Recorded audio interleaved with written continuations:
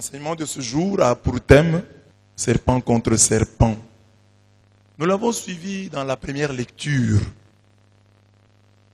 Le peuple d'Israël au désert se révolte contre Dieu.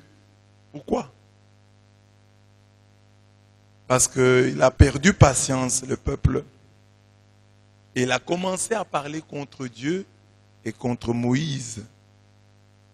Qu'est-ce que le peuple a dit? Pourquoi nous avez-vous fait monter d'Égypte pour mourir en ce désert? Car il n'y a ni pain ni eau. Nous sommes excédés de cette nourriture de famine. La nourriture misérable, la nourriture de misère qu'il fustige et qu'il critique ici, c'est la manne qui, il n'y a pas longtemps, les avait étonnés. Maintenant, ils se sont habitués à la manne, ils l'ont tellement mangé qu'ils l'appellent maintenant nourriture de famine, nourriture misérable. Alors Dieu, pour punir cette ingratitude, leur envoie des serpents brûlants. Et là, nous retenons que le salaire de l'ingratitude, ce sont les serpents brûlants. En quoi est-ce que a consisté l'ingratitude des enfants d'Israël? En Exode 17, 7, la Bible dit que Amasa et Meriba, lorsqu'ils avaient soif, ils ont commencé à se poser cette question. Yahweh est-il au milieu de nous? Oui ou non? Et toutes les questions qu'ils posent en Nombre 21, 4 à 5 montrent bien qu'ils sont des ingrats. Ils demandent à Dieu et à Moïse, bien entendu, pourquoi nous avez-vous fait monter d'Égypte pour mourir en cette... Non, Dieu ne vous a pas fait monter d'Égypte pour mourir dans le désert. Dieu vous amène dans la terre promise. Mais comme ils ont faim, comme ils se sont habitués à la grâce de la manne, ils oublient là où Dieu les a amenés. Ils ont commencé à dire, vous nous avez amenés pour nous tuer dans ce désert. Les questions de l'ingrat, pourquoi m'avoir créé? La même chose. Il y a des gens quand ils ont des problèmes, Dieu, pourquoi tu m'as créé? Pourquoi m'avoir donné des enfants? Pourquoi m'avoir donné ce mariage? Et tu es dans le mariage. Et tu as les enfants. Et tu as le mari. Et tu as la femme. Mais tu t'en plains. Tu te plains, tu dis, pourquoi m'avoir donné des enfants? Pourquoi m'avoir donné ces diplômes? Pourquoi nous avez-vous fait monter d'Égypte pour mourir en ce désert?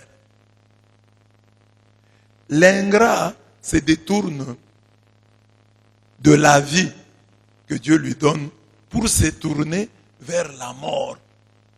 Tous ces hommes et toutes ces femmes qui ont déjà appelé sur eux la mort sont des ingrats. La vie est un don précieux, gracieux de Dieu. Ce n'est pas parce que tu as des problèmes que tu dois appeler la mort. Ah, il fallait que je meure. Je dis, vous nous avez amenés pour mourir. Donc, dans sa bouche, il y a que la mort. Oh, je vais mourir. Je vais mourir. Les ingrats sont comme ça. L'ingrat critique ce qu'il a et élève ce qu'il n'a pas. Mais vous avez la manne. Nous n'avons ni pain ni eau. Mais tu as la manne. Apprécie la manne. Apprécie la grâce présente. Non, nous n'avons ni pain ni eau. Mais vous avez la manne. L'ingrat dit du mal de ceux devant quoi il s'est extasié il y a peu. L'ingrat, devant là, il n'y a pas longtemps, hein, quand il a vu la manne, pourquoi il lui a donné le nom de la manne? Ça l'a étonné, ça l'a surpris. Jésus m'a surpris. Tu peux chanter ça le jour de ton mariage. Tu peux chanter ça le jour de ta collation, c'est pas des grades. Tu peux chanter ça le jour où tu es embauché. Mais quelques jours après avoir dit, Jésus m'a surpris. Man, quand tu dis, Jésus m'a surpris, il m'a agréablement surpris, c'est-à-dire, tu as la manne. Mais quand après cette même manne, tu commences à la mépriser, tu es un ingrat et Dieu t'envoie des serpents brûlants. C'est un appel, une invitation à louer Dieu, à le bénir pour toutes les grâces, pour tout ce qui un jour nous a réjouis. Tout ce qui t'a réjoui un jour, continue à le bénir. Même si tu t'es habitué. Oh, je me suis habitué à ce mari. Le jour où tu l'as rencontré, tu t'es réjoui. Je me suis habitué à cette femme. Mais souviens-toi que le jour où tu l'as rencontré, tu étais content. C'était la manne. Ce jour-là, c'était Jésus m'a surpris. Jésus m'a agréablement surpris. Mais maintenant, il peut y avoir des anicroches, des petits problèmes par-ci, par-là qui peuvent surgir. Tu es en vie. La grâce est là. Rends grâce. Quand tu doutes de la présence de Dieu, Dieu t'envoie, te répond par la présence des serpents brûlants. Les gens qui ont eu des très bonnes relations sur le plan académique, professionnel, dans le mariage, et qui ont méprisé la manne, après avoir chanté, Jésus m'a surpris, Jésus m'a agréablement surpris, Dieu leur réserve des relations toxiques.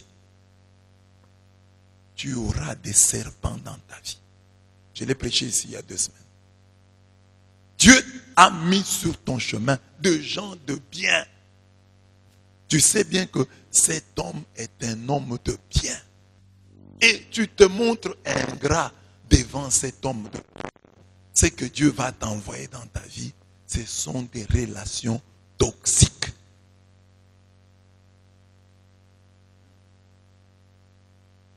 Je parle, mais je prophétise. Dans toxique, il y a poison. Une personne toxique, c'est une personne qui empoisonne ta vie. Des personnes qui nous empoisonnent la vie. Tu as eu un bon fiancé. Tu lui as fait voir des vertes et des pas mûres. Dieu te punira avec un serpent brûlant. Une personne toxique.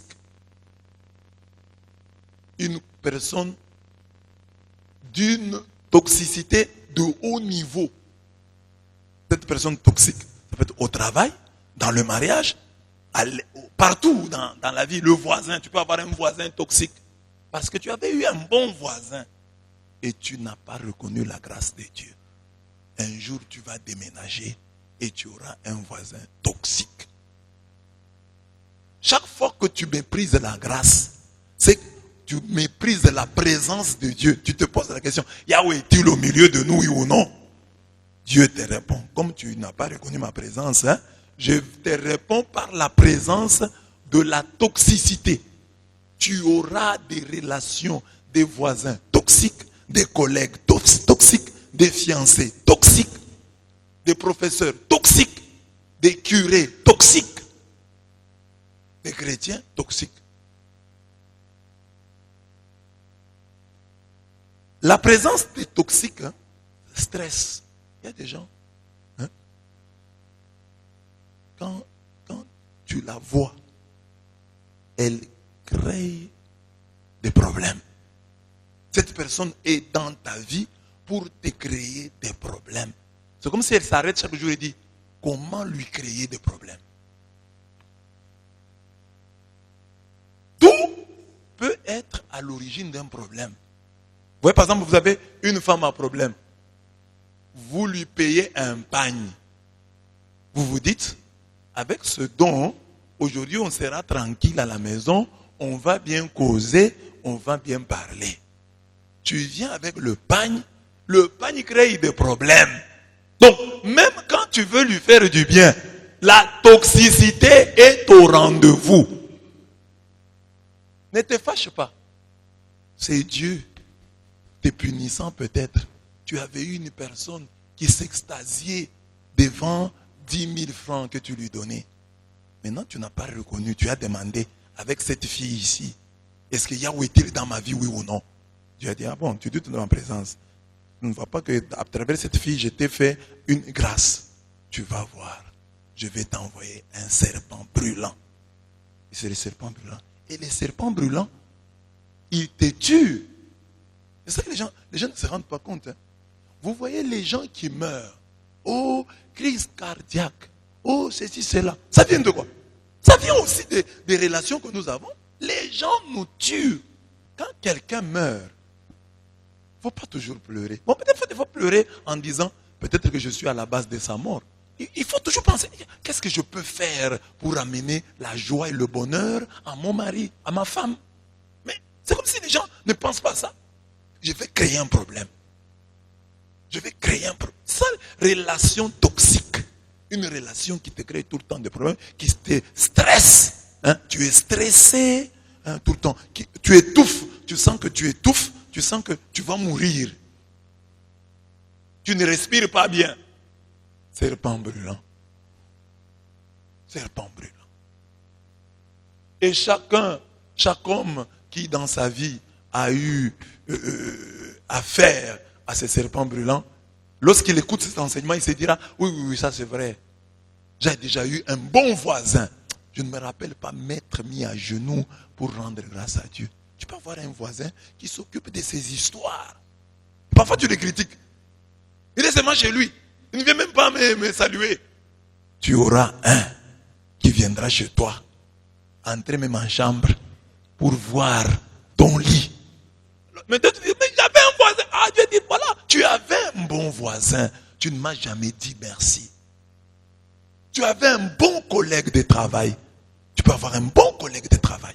Un homme de bien qui te respecte, qui ne te complique pas la vie. Il est bien avec toi. Mais tu n'as jamais dit merci à Dieu pour ce don, pour cette manne.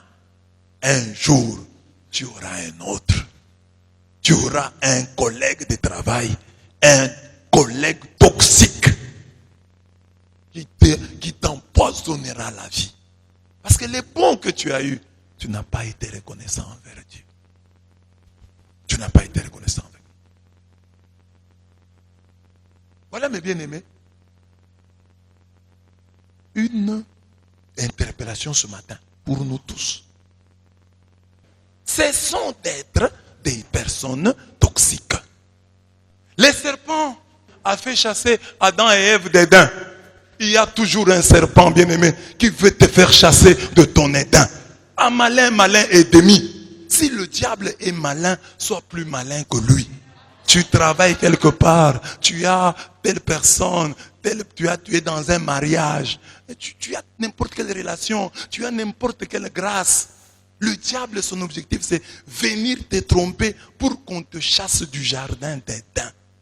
Ne tombe pas dans son piège. Ne tombe pas dans le piège du serpent d'Éden. Ne le laisse pas te faire chasser du jardin des délices. Nous allons prier pour que le diable qui se croit malin ne réussisse pas à nous faire chasser du jardin des délices, du jardin d'Éden. Tu as une grâce à défendre, tu as une bénédiction à protéger. Garde-la, conserve-la. Ne te laisse pas chasser de la grâce. Ne te laisse pas priver de la grâce. Que personne ne te chasse loin de ta grâce, loin de ta destinée. Le diable se croit malin, mais qui ne réussisse pas à te faire chasser du jardin d'Éden. Le jardin d'Éden, ça peut être ton travail. Le jardin d'Éden, ça peut être ton mariage. Le jardin d'Éden, ça peut être cette bonne relation que tu as avec celui-ci, avec celui-là, avec celle-ci, avec celle-là. Le diable est malin. Il te poussera à la faute pour que tu sois chassé. Serpent contre serpent, sois malin. Chaque fois qu'il veut te faire chasser, Oh, retourne auprès de Dieu, comme les enfants d'Israël. Quand les serpents brûlants les mordaient, ils sont rentrés vers Dieu. Ils ont demandé pardon. Demande aussi pardon à ton chef. Demande pardon à ton mari. Demande pardon à ta femme. Ne te laisse pas chasser du jardin d'Éden. Demande pardon à tes parents. Demande pardon à tes enfants. S'il y a à demander pardon, demande pardon et retourne dans le jardin d'Éden. Dans le jardin des délices. Ne te fais pas chasser du jardin d'Éden.